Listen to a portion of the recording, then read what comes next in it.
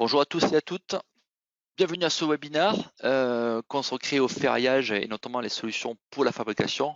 Webinaire qui est fait en partenariat avec Ariadis, donc Tekla et Ariadis s'unissent pour améliorer le processus.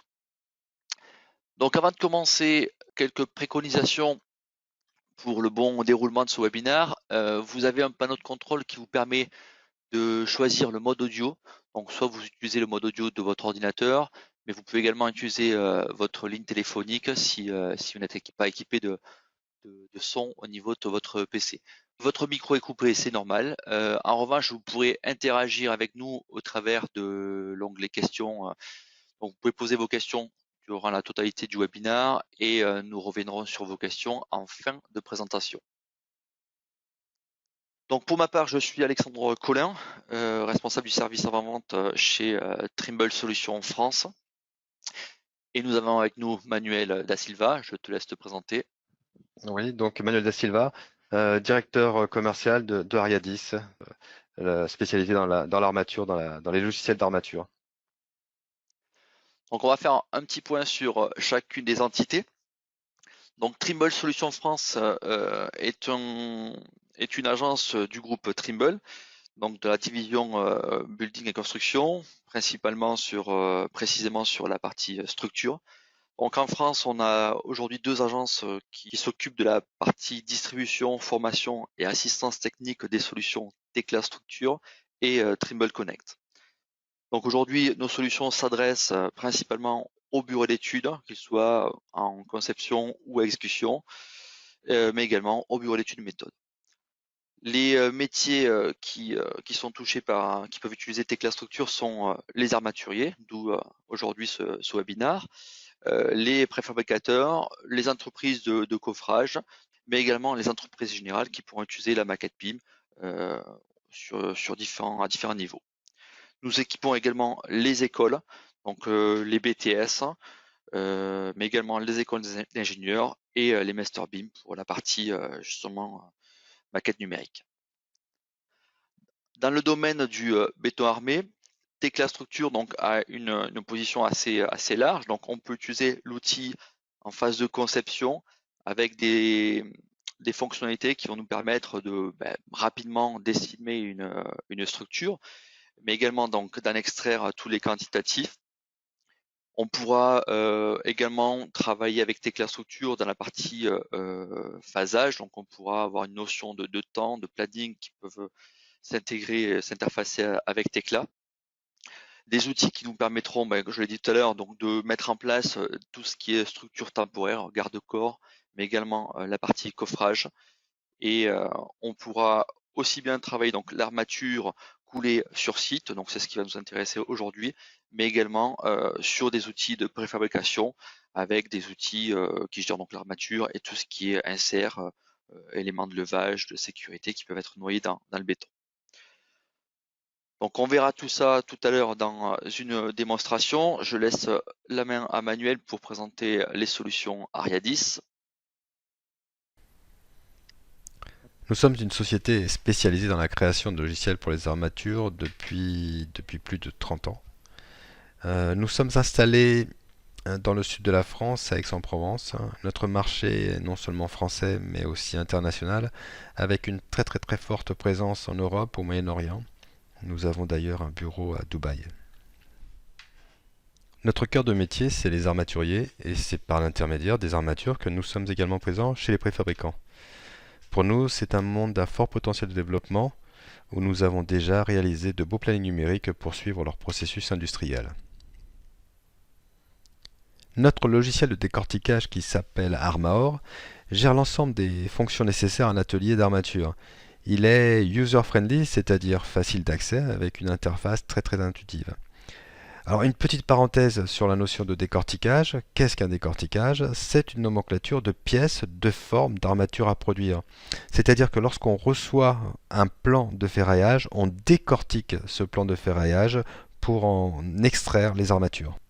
Fin de la parenthèse.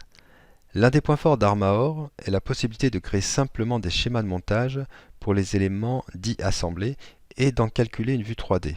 Cette vue 3D facilite grandement la compréhension et donc la production la fabrication, le montage de ces éléments assemblés. Armor génère également tous les documents pour la production comme une GPAO traditionnelle.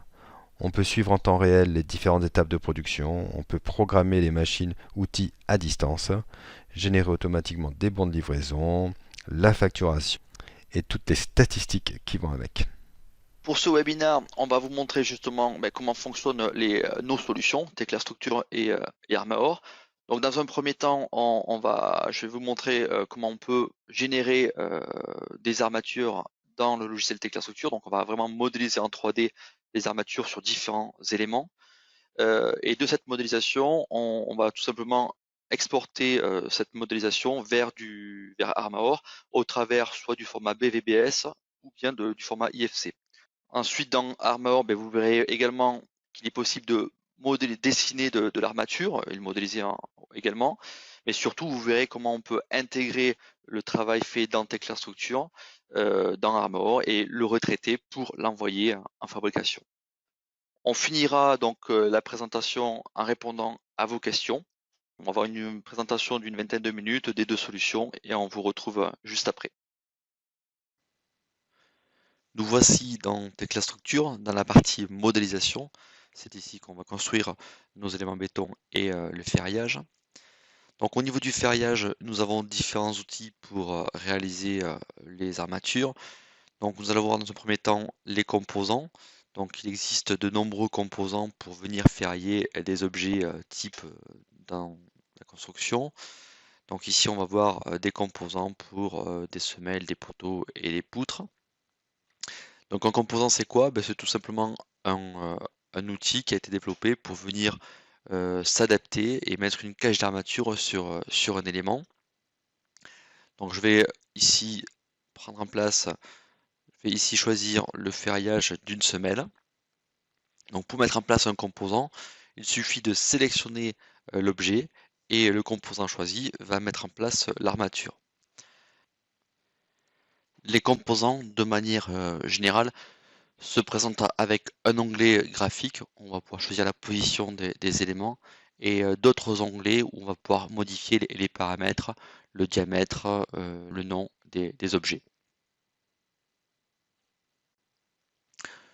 Je vais poursuivre la modélisation avec un composant de ferraillage d'attente pour semelle. Donc ici, pareil, je sélectionne l'objet et je mets en place mon armature. Je fais de même au niveau du poteau. Et comme pour tout le reste, si je souhaite modifier mon composant, il suffit de double-cliquer sur la cage d'armature que l'on vient de mettre en place pour éditer les propriétés et modifier ce ferraillage selon le besoin. Je vais poursuivre avec la mise en place d'un composant sur un mur. Donc là, c'est un composant assez général qui va ferrailler la périphérie de notre élément avec des fers U, des fers défilants et également des armatures au niveau de la surface de mon élément. Voilà pour les composants système. On va pouvoir ferrailler également avec des outils interactifs. Donc il existe deux générations de ferraillage. Je vais vous montrer ici la dernière génération qu'on appelle jeu d'armature. Le jeu d'armature fonctionne tout simplement, on va sélectionner donc les armatures transversales ou longitudinales et ensuite se rapprocher de la pièce à ferrailler. L'outil va reconnaître la géométrie. Il suffira ensuite de sélectionner le ou les segments que l'on souhaite renforcer. Donc on peut choisir 1, 2, 3 ou la totalité. Puis on valide la fonction. On va pouvoir éditer cette armature en rentrant dans le volet de droite. On va pouvoir donc modifier les propriétés, le nom, mais également le diamètre au travers d'un tableau avec les armatures principales et les armatures transversales et les rayonnements de drain associés. On va pouvoir modifier la position du premier, du dernier fer, la distance entre chaque fer, qu'elle soit fixe ou maximale, ou encore le nombre d'écartements si on préfère travailler dans ce sens-là. Je vais faire la même chose sur les armatures longitudinales, donc pareil, je me rapproche de la section à ferrailler, je sélectionne les segments que je souhaite ferrailler et je mets en place l'armature. Il a hérité des propriétés précédentes, mais je peux, au travers d'un enregistrement que j'ai pu faire au préalable, changer la propriété et mettre en place un autre type de fer. Donc ici, on va avoir un diamètre supérieur et je peux modifier le nombre d'écartements si je le souhaite. Toujours dans cette nouvelle génération d'outils, on va pouvoir venir ferrailler en piquant le contour souhaité. Donc ici, je vais me rapprocher du sommet de mon mur et je vais pouvoir mettre en place mon fer, donc soit une armature à inertie constante ou bien inertie variable. Je pique la forme de ce fer sans avoir des points très précis. Et une fois que j'ai choisi ma forme, je vais valider en donnant une répartition à ce groupe de fer. Donc là encore, il a hérité des propriétés précédentes. Je vais charger une configuration pour des fers U et modifier le ferriage que je viens de mettre en place. Avec cette dernière génération de ferriage, on va pouvoir modifier cette armature en y ajoutant des détails au niveau de l'extrémité. Donc le détail peut se mettre en place suivant une ligne et il peut être bien sûr paramétré. Donc ici, je vais rajouter sur ce détail-là une longueur de brin fixe. Donc tout simplement, je me rapproche de l'armature et j'indique les éléments qui sont concernés par ce détail. Je pourrais bien sûr donc resélectionner cette ligne-là et modifier les valeurs de ce détail en y ajoutant un crochet normalisé ou crochet spécial, en modifiant la longueur de brin, ou encore en affectant ce détail une armature sur deux ou la totalité. On peut réduire également la zone de ce détail. Ici, je vais mettre en place des armatures en attente au niveau du pied de mon mur. Donc ici, je vais charger la configuration avant la mise en place. Je vais me rapprocher de ma section de mur, piquer deux points, donc le premier segment, et ensuite je vais donner une direction de ma forme de fer. Une fois cette armature mise en place, je vais pouvoir tout simplement sélectionner le segment de la partie inférieure et venir le rattacher à la face inférieure de ma semelle. Donc c'est assez simple, on peut également étirer le segment pour avoir une armature de la longueur que l'on souhaite. Ce qui va être intéressant avec cette génération d'outils, c'est qu'au-delà de la géométrie qui est assez malléable, on va pouvoir également retrouver la notion de lit. Donc on va pouvoir modifier, changer la position de ce fer en fonction d'un petit curseur qu'on va déplacer. Donc on peut choisir un lit supérieur, un lit inférieur, un lit équivalent à une autre armature, etc. Donc une fois l'opération faite sur cette armature, je vais pouvoir l'appliquer, faire de même de l'autre côté du mur. Valider et de la même manière étirer la force inférieure vers la partie inférieure de ma semelle. Je change la position de mon lit. Chose que je peux faire, si on le voit bien, là, on a un conflit au niveau de mes deux fers, donc je vais rajouter un décalage au niveau de l'extrémité pour éviter que les deux fers se superposent. On a d'autres fonctionnalités comme le ferriage suivant des faces. Donc tout simplement, là, je vais pouvoir ferrailler suivant deux plans. Donc pour ça, je vais me rapprocher de la face à ferrailler et je pourrais comme ça mettre en place des fers suivant deux plans, qu'ils soient droits ou inclinés, comme ici au niveau de mon mur.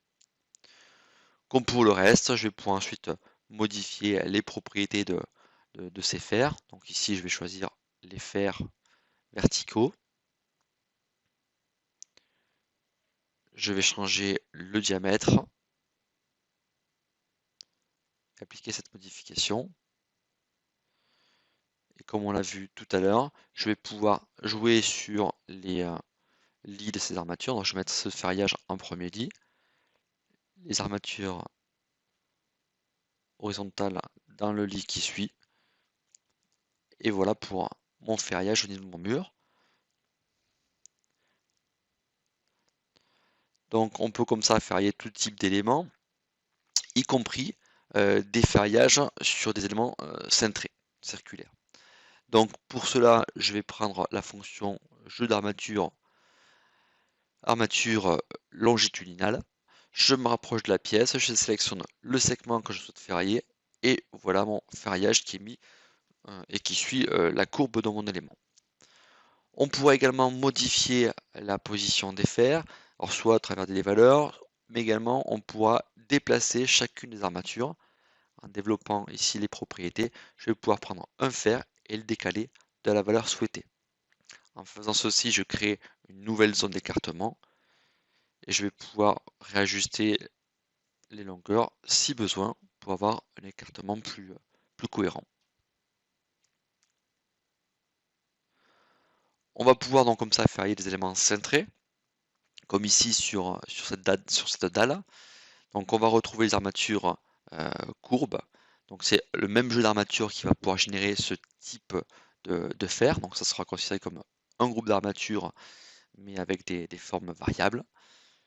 Et également des armatures rayonnantes. Le même jeu d'armature peut avoir des longueurs d'armature différentes.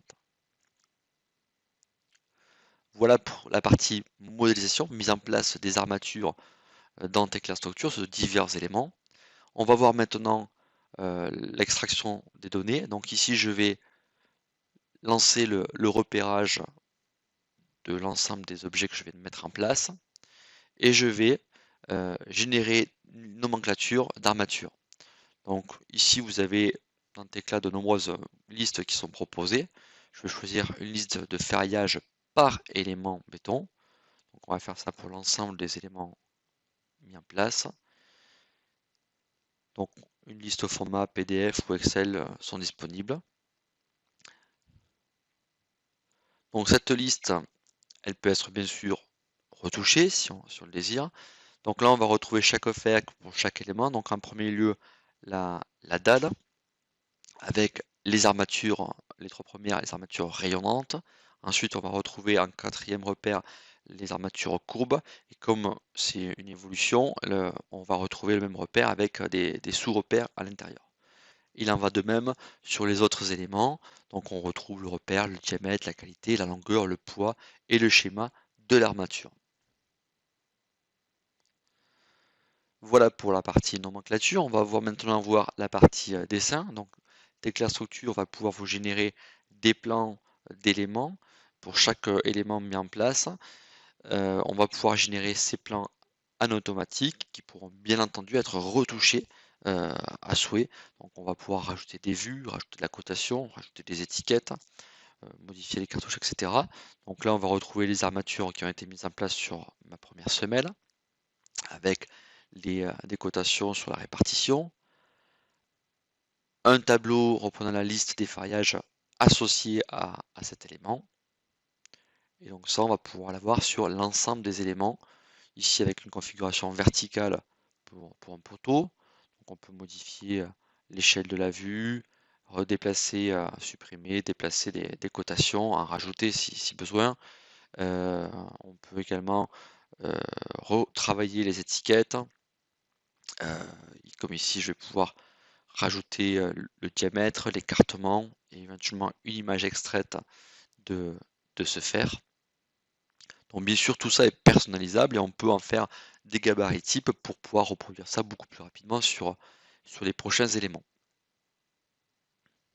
Et pour finir, le croquis de ferraillage du mur de soutènement que j'ai fait avec vous. Donc l'ensemble de la modélisation peut être exporté, peut être communiqué avec d'autres solutions, notamment les solutions Armor de Chariadis. Donc pour cela, je vais pouvoir utiliser l'export IFC. Donc Tecla est certifié export 2x3, mais également export IFC 4. Et plus spécifiquement à l'armature, on va pouvoir exporter au format BVBS. Donc là, on va pouvoir configurer son export suivant les machines que l'on possède en usine et en fonction des paramètres que vous souhaitez y rajouter. Donc je vais transférer l'ensemble des informations à Manuel sous forme de fichier qu'il va pouvoir intégrer dans son système. Merci Alexandre. Je prends donc la suite pour vous montrer comment Armaor, notre logiciel de GPAO, peut importer les armatures Tecla pour les lancer en production. Avant d'attaquer la partie d'import d'Armaor, je vais vous brosser rapidement le contexte dans lequel est utilisé notre logiciel. On retrouve donc notre programme dans des ateliers d'armature pour créer des nomenclatures des pièces à produire. Il existe principalement deux types de nomenclatures, le coupé façonné et des nomenclatures d'éléments assemblés. Commençons donc par charger une commande de coupé façonné. Voici donc la liste de coupés façonnés à produire. Pour vous montrer la facilité d'utilisation du programme, je vais juste saisir sur la ligne numéro 8 un cadre de 50 par 50. Donc ça sera le repère 7. On va dire que je veux une vingtaine de pièces de diamètre 8. Et on va prendre le cadre qui s'appelle 57 avec un retour de 10 et des côtés de 50 par 50.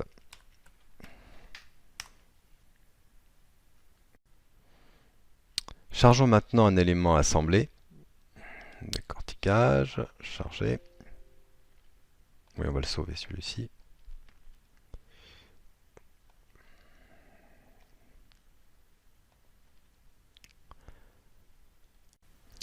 La principale différence entre les éléments assemblés et coupés façonnés, ce sont les schémas de montage qui donnent des indications de soudure, de montage au soudeur. Donc si je prends un élément ici, allons par exemple sur l'élément S23, nous allons avoir ici un massif, donc sa vue de coupe, et aussi sa vue 3D pour aider le soudeur à monter correctement, à assembler cette pièce correctement. Un autre exemple, c'est la deuxième partie de cet élément-là, c'est-à-dire le fût S23 qui est ici. Donc si je clique dessus, voilà mon schéma de montage. Et ensuite, voilà l'élément qu'il faudra assembler. Revenons donc à l'importation des fichiers en provenance de Tekla. Utilitaire, importer décortiquage.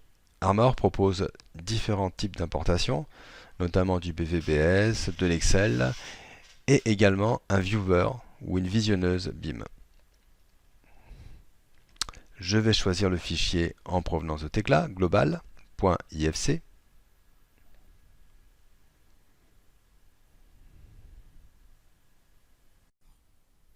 Avec la visionneuse, je peux me promener sur l'ensemble des éléments créés par Tekla.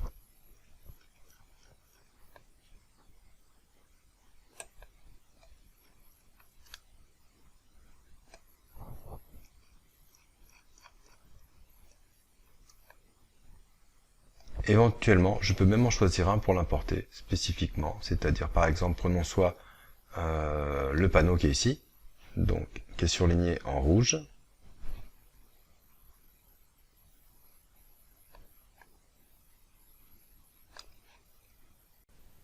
ou bien pourquoi pas une simple semelle, ici, que je vais sélectionner, voilà, et que je vais importer. Importer, je vais prendre un contrat qui va s'appeler Tekla.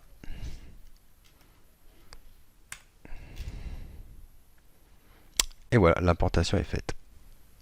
À partir de là, il ne nous reste plus qu'à imprimer les documents nécessaires à la production, comme les étiquettes de coupe, qui vont accompagner chaque barre pour les identifier sur le chantier au moment de la pose. Nous allons donc lancer l'édition des étiquettes pour la production. Donc je choisis la commande à produire, donc Tekla-0001, lead, et je retrouve donc mes étiquettes.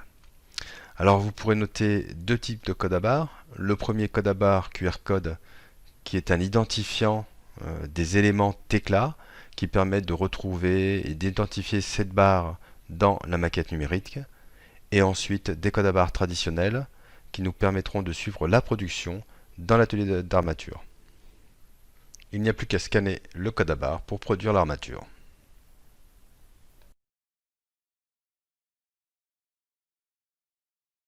Merci Manuel. Donc De rien. voilà pour la présentation des solutions Tecla Structure et Armaor. Alors c'est une présentation assez rapide. On peut bien sûr au niveau de Tecla dépasser plusieurs heures pour parler du ferraillage. Donc si vous avez des questions à ce niveau-là, on pourra vous retrouver et faire des présentations beaucoup plus avancées à ce niveau-là. Là, c'est vraiment pour montrer que on ferraille et on transfère vers Armaor. Et j'imagine que c'est la même chose pour Armaor, qui a beaucoup de choses à dire. Oui, tout à fait. On a eu quelques questions qui ont été posées, notamment sur la première partie de la présentation. Donc je vais résumer. Est-il possible de ferrailler des éléments provenant d'un import IFC? Les géométries sont-elles reconnues? Et peut-il y avoir ensuite des mises à jour entre le fichier oui, IFC 1 et 2? Alors, Tecla Structure est capable de travailler sur un IFC. On va pas travailler directement sur l'objet IFC, on va surtout passer par une étape de conversion. Donc on va modifier, on va récupérer les poteaux, les poutres, les éléments de cet IFC, on va les passer en pièces Tecla. Alors pour les objets les plus courants, donc qui sont poteaux, poutres, murs, semelles et dalles, et si l'IFC est certifié, ça c'est une notion très importante, on va tout simplement les transformer en tant que tel dans Tecla Structure. Ensuite, s'il y a une évolution de cet IFC, Tecla Structure peut faire un comparatif entre deux IFC et accepter le nouvel objet. Et le ferraillage, lui, va pouvoir s'adapter à condition que la géométrie reste voisine, assez proche. Si c'est une évolution de section d'un poteau rectangulaire, il n'y aura pas de souci. Si on est sur une pile de pont complexe, là, il faudra quand même faire attention à cette étape-là. J'en ai une de mon côté. C'était peut-on changer une armature d'un Armor qui a été modélisée dans Tecla? Alors effectivement, vous avez la possibilité de modifier ce qui a été importé par Armaor. Surtout que ça dépend pas mal de vos machines. Et donc si des fois vous voulez modifier certains paramètres comme les mandrins ou éventuellement une forme sur un retour, vous avez la possibilité de modifier cette forme pour la mettre en production selon votre outil de production. Alors, je vois, il y avait une deuxième question dans la suite, c'est est-ce qu'on peut le retourner dans Tecla? Alors oui, alors là, effectivement, je sais pas si on parlait des codes à barres tout à l'heure qu'on vous avait montré. Il y a deux types de codes à barres. Il y a le code à barres interne à Armaor qui permet de suivre la production dans Armaor, c'est-à-dire savoir si la pièce elle a été coupée, façonnée, livrée. Mais vous avez aussi un code à barres qui était représenté sous forme de QR code, qui lui est l'identifiant de Tecla, de cette pièce-là dans Tecla et qui va suivre cette pièce-là tout au long de sa vie. C'est-à-dire que nous, on la récupère de Tecla, on la garde, et à un moment donné, on va retransmettre ces informations-là. On peut retransmettre ces informations-là avec ce code à barre, cet identifiant, et on peut lui dire, par exemple, cette pièce a été modifiée de telle manière, ou encore mieux, même, on peut peut-être rajouter des informations du style la coulée qui a été utilisée pour fabriquer cette pièce. On peut renvoyer cette pièce avec ce type d'information à Tecla. Alors, je précise, on va pouvoir retourner de l'information, ça ne modifiera pas la géométrie dans Tecla.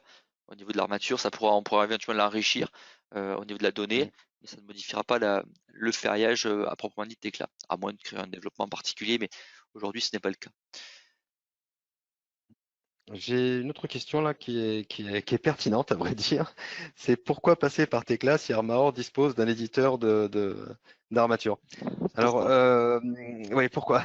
C'est la question. Alors, à vrai dire, Tecla et Armaor, nous, on est plus liés à la production. Et notre logiciel est très efficace au niveau de la partie assemblage, on va dire pour des éléments qui restent simples ou un peu élaborés. Mais il y a des moments où on a certaines limites et c'est là que Tecla peut intervenir pour nous faire passer donc des éléments beaucoup plus complexes que nous, à ce moment-là, on va importer. Disons qu'il y a, voilà, c'est plutôt un degré d'utilisation où, à un moment donné, sur certains éléments, nous, on a nos limites et c'est là que Tecla peut intervenir. Et après, le gros intérêt, effectivement, qu'on va montrer aujourd'hui, c'est que quand le modèle est fait, voilà, toute la partie décortiquage n'est plus à faire dans Armor. C'est juste un contrôle éventuellement pour la fab, vérifier que c'est bien cohérent avec les machines, outils qui se trouvent derrière. Mais voilà, il n'y a plus cette notion de ressaisie, de décortiquage qu'il peut y avoir à partir d'un plan. Et l'autre point que moi je trouve qui est vraiment intéressant, c'est le partie BIM dans le sens où il y a la maquette numérique. Et là, on peut renvoyer des informations en amont pour renseigner la maquette numérique sur différentes comment dirais-je, étapes de processus de production de l'armature, quoi. Tout à fait. Quand on exporte les données, notamment via du format IFC, Manuel le montre au niveau de la vidéo. Donc il y a un QR code, donc il y a un QR code propre au système Armor et il y a le QR code lié au GUD de la pièce. Le GUD, c'est le passeport de l'objet. Et donc effectivement, ce CGUD est présent dans Tekla, il passe dans Armor et il suivra le processus BIM si éventuellement. Et à partir de ces GUD, on est capable déjà de retrouver une pièce dans un viewer 3D, mais également d'enrichir cette pièce-là avec des propriétés. Donc ça peut être des propriétés notamment de temps ou de validation. Euh, donc ça peut être très intéressant effectivement dans un processus de construction et de vérification. J'ai une question, toujours pareil, relative à Tekla, pour mon domaine. Peut-on créer des blocs dynamiques d'armature, de cage d'armature? Alors oui, on appelle ça des composants personnalisés paramétriques. Donc exactement ce que vous avez vu en début de présentation. Donc on va pouvoir créer des cages d'armature type, alors propres à des objets, des cages d'armature libres d'ailleurs, qu'on va pouvoir ensuite paramétrer. Donc on pourra travailler sur tous les paramètres possibles en termes de géométrie, mais également en propriétés comme le diamètre, les rayons de mandrin, les longueurs de crochet. Voilà, tout est atteignable à partir de blocs de composants paramétriques qui sont réalisables par des utilisateurs. Ce n'est pas de la programmation, mais c'est des blocs intégrés un système intégré dans Tekla pour les utilisateurs du logiciel. Le QR code est-il propre à chaque barre ou à la cage d'armature? Alors, on a les deux à vrai dire. C'est-à-dire on peut avoir l'identification enfin, c'est peut-être plus à toi de répondre, mais moi, dans les exemples que j'ai eus, j'ai les deux, c'est-à-dire je peux avoir la cage d'armature qui est représentée par un QR code, et je peux aussi avoir les barres en elles-mêmes qui sont représentées par un QR code. Je pense qu'effectivement, c'est lié à ce que c'est du coupé façonné, est-ce que c'est des cages d'armature, ça dépend ce qu'on va Voilà. traiter. Dans Tekla, chaque élément possède son identifiant, enfin, son GUD, mais après on a une notion effectivement d'assemblage également qui peut parler de la cage d'armature. Donc ça va, on peut parler avec l'identifiant que l'on veut. C'est de la gestion BIM. Avez-vous des clients qui utilisent ce transfert? Alors, je vais dire que oui. À Oui. l'international, Alors ça, moi, ça oui. existe. Tu as des Oui. références. Alors, tout à fait. Nous, on l'utilise pas mal au Royaume-Uni et en Irlande, où là où on fait des importations BVBS et IFC par rapport à Tekla, effectivement. Et donc ça existe effectivement depuis un moment avec le BVBS. Ah, C'est un depuis longtemps. format, Ouais. ouais, ça fait un Ouais. format qui existe depuis longtemps. Et Tekla l'a intégré depuis Mhm. sa première version béton. Et aujourd'hui, c'est encore facilité avec le format IFC. Mhm. Donc je pense qu'on a fait le tour. De toute façon, si vous avez d'autres questions, vous pouvez nous contacter directement. Le webinar sera disponible dans quelques jours sur le site Tekla, mais également le, auprès d'Ariadis. Donc, si vous avez des questions, d'autres questions, ou si vous souhaitez avoir des présentations, une autre présentation ou une présentation détaillée d'une ou de l'autre solution, vous avez ici nos coordonnées et nous serons ravis de poursuivre le sujet. Merci Alexandre. Merci Manuel, merci à tout le monde et on vous retrouve prochainement pour un nouveau rendez-vous. À bientôt. Au revoir. Au revoir.